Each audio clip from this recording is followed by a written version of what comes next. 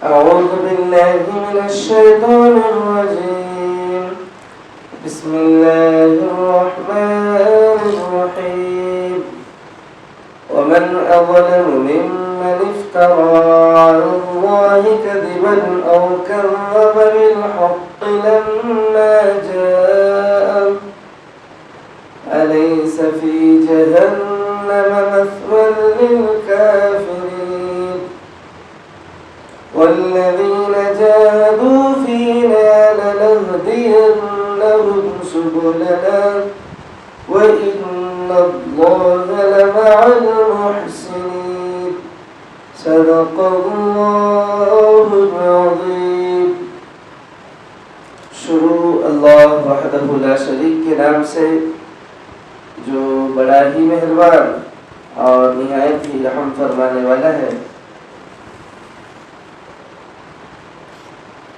سورہ عنکبوت کی آیت نمبر 68، یہ دو آیتیں میں نے ابھی آپ کے سامنے تلاوت کی. 60 پر 8 اور 60 پر 9 یہ سورہ عنکبوت کی آخری دو آیتیں ہیں. اللہ تبارک و تعالی جیسا کہ آپ نے سماعت فرمایا تھا حرم کے تعلق سے کہ کتنا پرامن حرم میں انہیں پیدا کیا ہے، ہر طرح سے بے خوف و خطر رہتے ہیں، اس کے باوجود بھی یہ لوگ کفران نعمت کرتے ہیں، ایمان سے پھر جاتے ہیں اور ایمان پر پہلے سے ہی ان کا کامل ایمان ہونے کے بجائے وہ ایمان سے باطل راستے کو اختیار کرتے ہیں اور اللہ کی نعمتوں کا انکار کرتے ہیں. اللہ نے کیسی نعمت سے انہیں نوازا ہے، دنیا کے کسی فرد کو اللہ ایسی نعمت سے نہیں نوازا کہ اٹھے بیٹھے جو ہے اللہ کے گھر کو دیکھنا بھی ان کے لیے ثواب ہے. ایسی بڑی نعمت جو اللہ نے انہیں عطا کی، ایسی نعمت کے باوجود بھی یہ لوگ کفر اور بے ایمانی کا راستہ اختیار کرنا کتنی بری بات تھی. یہی اللہ نے گزشتہ آیات میں فرمایا. اور آگے اللہ فرماتے ہیں وَمَنْ أَظْلَمُ مِمَّنِ افْتَرَىٰ عَلَى اللَّهِ كَذِبًا أَوْ كَذَّبَ بِالْحَقِّ. اس شخص سے بڑا ظالم اور کون شخص ہو سکتا ہے؟ اس سے بڑا ظالم اور کون ہو سکتا ہے جو اللہ پر جھوٹا بہتان باندھے، اللہ پر جھوٹ کا بہتان باندھے. ممن افترا علی اللہ کذبا، اللہ پر جھوٹ کا افترا کرے. یعنی اللہ تبارک و تعالی جو ہے نبی صلی اللہ علیہ وسلم کو نبوت سے نوازا ہے، رسالت دے کر کے انسانوں کی طرف بھیجا ہے. اب اللہ کے نبی کا انکار کا مطلب کیا ہوا؟ اللہ کا انکار ہوا. اور اللہ پر افترا بازی کا مطلب کیا ہوا؟ کہ اللہ تبارک و تعالی اگر نبی صلی اللہ علیہ وسلم ان کے نظریے میں جھوٹے ہیں، نعوذ باللہ، کہ اللہ تبارک و تعالی آپ کو صادق الامین بنا کر، سچے نبی بنا کر، رسالت کے ساتھ آپ کو اللہ نے روانہ فرمایا، بھیجا، یعنی انسانیت کی طرف آخری پیغمبر بنا کے بھیجا. اب ان کا نبی کو جھوٹ سمجھنے کا مطلب کیا ہے؟ اللہ کو جھوٹ سمجھنا. نبی کا انکار اللہ کا انکار ہے، نبی کو جھوٹا کہنا اللہ کو جھوٹا کہنا ہے. تو یہی اصل ہے ممن افترا علی اللہ کذبا. اس سے بھی برا شخص کون ہو سکتا ہے جو اللہ ہی پر بہتان باندھے. کہ نبی صلی اللہ علیہ وسلم کو جھوٹا کہنے کا مطلب ہے نعوذ باللہ آپ تو جھوٹے نہیں، آپ تو صادق ہیں. تو آپ جب سچے ہیں تو پھر یہ اپنی بات میں جھوٹے ہوئی. دو میں سے ایک ہی بات ہو سکتی ہے، یا تو آپ محمد صلی اللہ علیہ وسلم جھوٹے، نعوذ باللہ، اگر آپ سچے ہیں تو پھر یہ جھوٹے ہوئے. تو ان لوگوں کا یہ طرز جو نبی صلی اللہ علیہ وسلم کی رسالت کو لے کر کے جو ان لوگوں نے جو راستہ اختیار کیا، یہ کتنا برا راستہ تھا. پوری زندگی جس محمد ابن عبداللہ کو انہوں نے دیکھا تھا، جس پاک دامنی کا اور جس امین کے صادق ہونے کی گواہیاں یہ خود دیتے تھے، اور پھر جب آپ نے اعلان نبوت فرمایا تو اس وقت میں آپ کی تکذیب کرنا کہ جو شخص معمولی باتوں میں بھی جھوٹ نہ فرمائے، نہ بولے، تو وہ شخص اتنی بڑی بات کے معاملے میں کیسے جھوٹے ہو سکتے تھے؟ اتنی چھوٹی سی لاجک کو کیسے مس کیے؟ یعنی کہ چھوٹی سی باتوں میں بھی آپ علیہ السلام نے کبھی جھوٹ کا سہارا نہیں لیا اپنی پوری زندگی میں، اور آپ کی صداقت کو، آپ کی سچائی کو دیکھ کر خود کفار مکہ نے آپ کو صادق الامین کا خطاب دیا۔ صادق الامین یہ اللہ کی طرف سے نہیں ملا آپ کو، اللہ تبارک و تعالیٰ نے اللہ کے نبی علیہ السلام کو آپ صادق ہیں، صادق الامین ہیں، خود کفار نے بتایا کہ آپ صادق ہیں، آپ امین ہیں۔ جن کفار نے، جن مشرکوں نے خود نبی صلی اللہ علیہ وسلم کو صادق کہا، آپ کی زندگی کو دیکھ کر، آپ کی پاک دامنی کو دیکھ کر، آپ کی امانت داری کو دیکھ کر، آپ کی صداقت کو دیکھ کر، اور پھر وہی پیغمبر اللہ کے معاملے کو لے کر یہ اعلان کرتے ہیں کہ اللہ نے مجھے نبی بنایا ہے، تو جیسے ہی آپ نے اعلان کیا تو آپ سب کی نظر میں جھوٹے بن گئے۔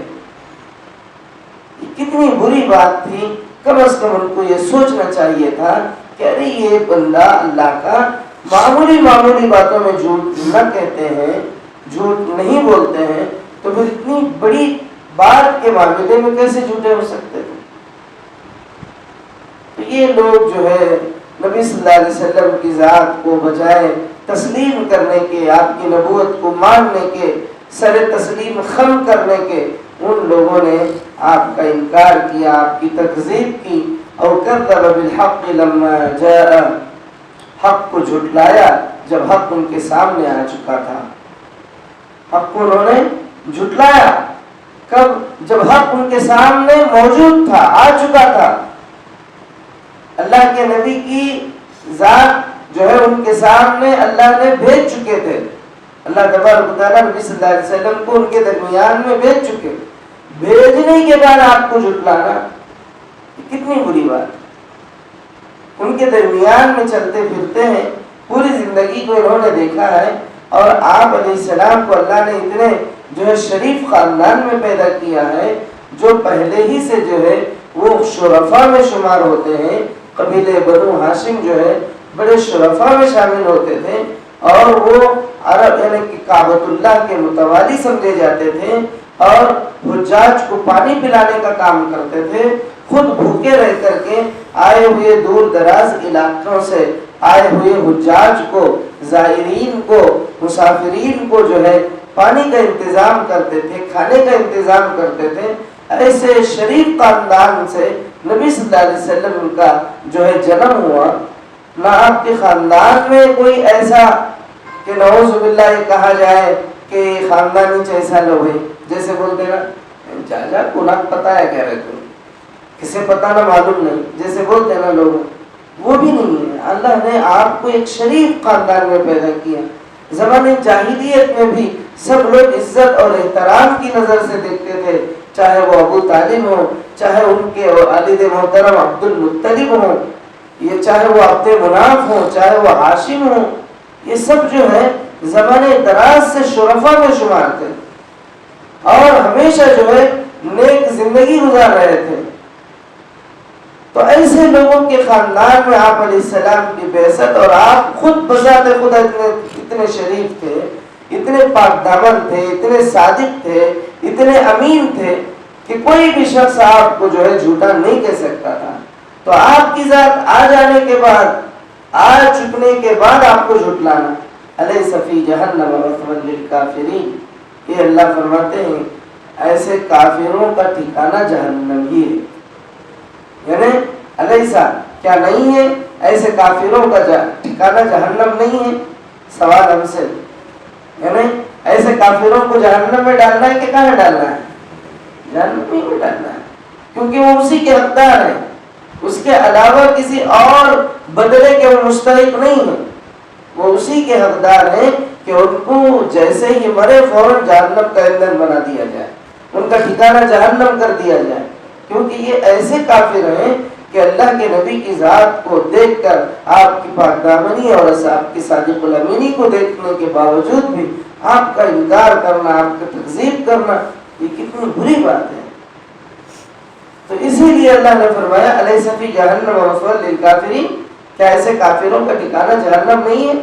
یعنی واقعی جہنم ہی کے حقدار ہیں۔ والذین جاہدوا فینا لنہدینہم سبلنا وان اللہ لمع المحسنین۔ اللہ تبارک و تعالیٰ پھر وہی مشہور و معروف حدیث جس کو اکثر مقررین اور جس کو اکثر واعظ و نصیحت کرنے والے جس آیت کو بار بار ریفر کے طور پر لیتے ہیں نصیحت بولنے کے لیے، سمجھانے کے لیے، ایک کم ہمت آدمی یا ہمت ہارے ہوئے آدمی کو یہ ہمت اور دلاسا دلانے کے لیے جس آیت کا سہارا بار بار امت مسلمہ لیتی ہے، وہی یہ آخری آیت عنکبوت کی، جس میں اللہ نے فرمایا والذین جاہدوا فینا لنہدینہم سبلنا، کہ اللہ ان لوگوں کو ضرور راستہ دکھاتے ہیں جو اللہ کے راہ کے لیے جدوجہد کرتے ہیں، جو جدوجہد کرتے ہیں، جو اسٹرگل کرتے ہیں۔ جدوجہد کا مطلب کیا ہے؟ طاقت سے زیادہ کوشش کرنا، یعنی کہ حد درجہ کوشش کرنا، ایسا نہیں جیسا کہ کچھ کر دیے بھائی کوشش کرا کیا ہوا نہیں، ایسا نہیں، سرسری نہیں، سرسری نہیں۔ اور ایسی جدوجہد کو یہاں کہا گیا ہے کہ جتنا اللہ نے تمہیں صلاحیت دی ہے، جتنا وقت دیا ہے، وہ سارے کا سارا جو ہے اپنی فلاح کے لیے، اپنی بہبودی کے لیے، اپنے کامیابی کے لیے، اپنے راستے کو ہموار کرنے کے لیے تم اگر اس کو لگاؤ گے تو تمہارے لیے ضرور راستہ ملے گا۔ شرط اس بات کی ہے کہ تمہارے جدوجہد کا ہونا شرط ہے۔ تم اگر جدوجہد کرو گے تو پھر اللہ تبارک و تعالیٰ ایسا نہیں ہے کہ اللہ نے ایمان میں داخل کروا دیا، بڑی جو ہے یہ آفر کر کے وہ آفر کر کے کہ تمہیں جنت ملے گی، یہ نعمت ملے گی، وہ نعمت ملے گی، جیسا کہ ہوتا ہے اکثر۔ پہلے جو ہے اپنے اس میں اپنے کنٹرول میں لے لیے، پھر اس کے بعد جو ہے ان کو چھوڑ دیے کہ کیا کرو کیا مرو، ہمیں اس سے کچھ لینا دینا نہیں ہے۔ اللہ کی ذات ایسا نہیں ہے۔ اللہ تبارک و تعالیٰ جب کوئی بندہ اس کے راستے پہ چلنا شروع کرتا ہے تو ایک قدم آتا ہے تو اللہ دو قدم چل کے آتا ہے تو دوڑ کے آتا ہے۔ اللہ تبارک و تعالیٰ فرماتے ہیں کہ میرے بندے کا میں وہ ہاتھ بن جاتا ہوں جس سے وہ پکڑتا ہے، میں وہ آنکھ بن جاتا ہوں جس سے وہ دیکھتا ہے۔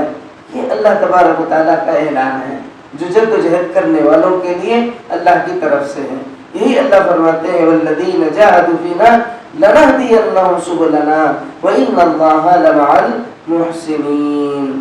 جو لوگ ہماری خاطر مجاہدہ کریں گے انہیں ہم اپنا راستہ ضرور دکھائیں گے، انہیں ضرور راستہ دکھایا جائے گا۔ ایسا نہیں ہے کہ اسلام میں کہ بول کر کے وہ یہ بول کر کے موٹیویٹ کر کے اسلام میں لا لیے، پھر اس کے بعد جو ہے ہاتھا اٹھا ڈالے کیا کہ بھائی سمجھے تھے تو اچھا ہوتا کہ تو مومن مسلمان ہو گئے تو اچھا رہتا کہ تو سمجھے تھے، کیا معلوم ایسا نقصانہ ہوتے، ایسے خسارہ ہوتے۔ کر کو بول کو اللہ تبارک و تعالیٰ ایسا ہاتھ اٹھانے والی ذات نہیں ہے اللہ کی۔ اللہ تبارک و تعالیٰ ہر لمحہ اپنے بندوں کو تھامے رکھتا ہے، بشرطے کہ وہ اس رب کو راضی کرنے کے لیے جدوجہد کرے۔ کبھی وہ تنہا نہیں چھوڑے گا، کبھی کسی کو تاریخ اٹھا کر دیکھیے اللہ نے کیا کسی کو کسی ایسے نیک وقت کو کہ تنہا چھوڑ دیا ہو، دشمنوں کے نرغے میں چھوڑ دیا کہ جاؤ تم جانو فرعون جانو، موسیٰ تم جانو فرعون جانو، تم جانو اے ابراہیم نمرود جانو۔ ایسا اللہ نے کسی بھی نیک بخت کو، خدا پرست کو جو اللہ کی راہ پہ چلنے والا ہو، اس کو اللہ تبارک و تعالیٰ نے تنہا چھوڑ دیا ہو۔ آپ کو تاریخ کی کسی وقت میں بھی ایسا آپ کو نہیں ملے گا۔ یقیناً اللہ نیکوکاروں ہی کے ساتھ ہے۔ ان اللہ لمع المحسنین، اللہ ہمیشہ نیکوکاروں کے ساتھ ہی رہے گا، یہ یقینی بات ہے، اس میں کوئی دوسری بات نہیں ہے۔ اللہ ہمیشہ نیکوکاروں کے ساتھ ہی رہیں گے بشرطے کہ ہم نیکوکار بنیں۔ اگر ہم نیکوکار بن گئے تو پھر اللہ کا ساتھ ہم سے کبھی جدا نہیں ہوگا۔ اللہ تبارک و تعالیٰ ہر ہمیشہ ہمارے ساتھ رہیں گے۔ اللہ نافرمانوں کے ساتھ بھی خیر کا، حسن کا معاملہ کرتے ہوں تو پھر کوئی وہ بندہ جو اس کی اطاعت کے لیے جدوجہد کرے، اس کو راضی کرنے کے لیے سعی و کوشش کرے، تو پھر اسے کیسے اللہ تعالیٰ چھوڑ سکتے ہیں؟ کیا یہ ممکن ہے؟ یہ سوچنا بھی گناہ ہے۔ لا تقنطوا من رحمت اللہ، اللہ کی رحمت سے مایوسی بھی کفر ہے۔ یہ سوچ آنا بھی غلط ہے کہ اللہ تبارک و تعالیٰ اتنی کوشش کے باوجود بھی مجھے کچھ بدلہ نہیں مل رہا۔ نہیں، ان اللہ لا یضیع اجر المحسنین، اللہ تبارک و تعالیٰ کسی محسن کے اجر کو ضائع نہیں فرماتے۔ تو اس طرح سے اللہ نے سورہ عنکبوت کے آخر میں ہمیں اور ساری انسانیت کے یعنی کہ سارے مسلمانوں کو، خصوصاً اس دور کے مسلمانوں کو جو قربانیاں برداشت کر رہے تھے، جدوجہد کر رہے تھے، نبی کی اطاعت کر کے بڑی قربانیوں کا انہیں سامنا ہو رہا تھا، ایسے وقت میں جو لوگ بڑی مصیبتوں کو فیس کر رہے تھے، ان لوگوں کے دلاسے کے لیے، دھارس باندھنے کے لیے، تسلی دینے کے لیے اللہ نے وعدے کے طور پر سورہ عنکبوت کی آخری اس آیت کو نازل فرما کر واضح کر دیا کہ ڈرو مت، میری مدد و نصرت ہمیشہ تمہارے ساتھ رہے گی، اور وَإِنَّ اللَّهَ لَمَعَ الْمُحْسِنِينَ فرما کر یہ واضح کر دیا۔ پہلی آیت کے پہلے حصے میں کہا کہ جدوجہد تمہارا ذمہ، لَمَعَ الْمُحْسِنِينَ میرا ذمہ، کہ تم جدوجہد کرو گے تو میں تمہارے ساتھ کبھی نہیں چھوڑوں گا۔ تو یہ دو باتوں کے ساتھ اللہ نے سورہ عنکبوت کا جو ہے اختتام فرمایا۔ اللہ کی مدد سے اور اس کی نصرت سے الحمدللہ سورہ عنکبوت پورا ہوا۔ اللہ تبارک و تعالیٰ سے دعا ہے پروردگار اپنے کرم سے، اپنے فضل سے مولا جو کچھ ہم نے کہا ہے، سنا ہے، اس پر عمل کی توفیق عطا فرمائیے۔ اے اللہ، جو ہم نے صحیح کہا ہے وہ آپ کی ذات کی طرف سے ہے۔ اگر کوئی ایسی بات جو ہم نے کہی ہے جو تیرے حکم کے یا تیری مرضی کے خلاف ہے تو یہ اپنی ذات سے، اپنے نفس سے ہے، مولا ہمیں درگزر فرمائیے، ہمیں معاف فرمائیے۔ اے اللہ، ہمیں صحیح بولنے، صحیح سننے اور صحیح سمجھنے کی توفیق عطا فرمائیے۔ تیرے کلام کا تفقہ ہمیں عطا فرما، شرح صدر ہمیں عطا فرما، سیدھا راستہ ہمیں عطا فرما۔ اے اللہ، اپنے کرم سے، اپنے فضل سے اے اللہ رحمت والی، برکت والی بارشوں کا نزول فرما، شدت گرمی کو ختم فرما، اے اللہ شدت حرارت کو ختم فرما، اے اللہ اپنے کرم کا، اپنے رحم کا معاملہ فرما۔ تیرے کمزور بندے ہیں مولا، نہ زیادہ سردی برداشت ہوتی ہے، نہ زیادہ گرمی ہم سے برداشت ہوتی ہے، کیونکہ آپ نے ہی انسان کو لچکدار بنا کر پیدا کیا ہے۔ تو نے ہی قرآن میں ہمیں کمزور قرار دیا ہے۔ اے اللہ، آپ کے کہنے کے مطابق ہی، اے اللہ آپ کے کہنے کے مطابق ہی مولا ہم کمزور ہیں۔ اے اللہ، ہماری کمزوری کی لاج رکھ لے، ہم سب کے ساتھ خیر کا معاملہ فرما، ہدایت خاصہ نصیب فرما، خاتمہ بالخیر فرما، دعاؤں کو قبول فرما۔ آمین وآخر دعوانا الحمد للہ۔